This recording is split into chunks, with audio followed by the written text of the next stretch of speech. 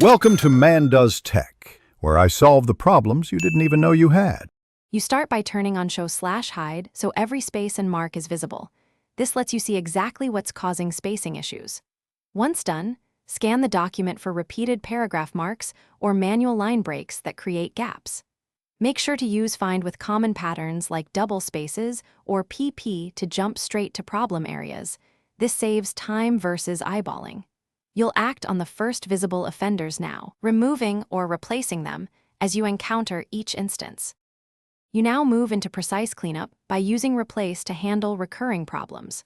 Start with patterns like PP to collapse extra paragraph breaks and replace double spaces with single spaces to normalize text flow. Once that's done, search for non-breaking spaces or special ASCII characters and replace them with standard spaces. This corrects stubborn layout gaps.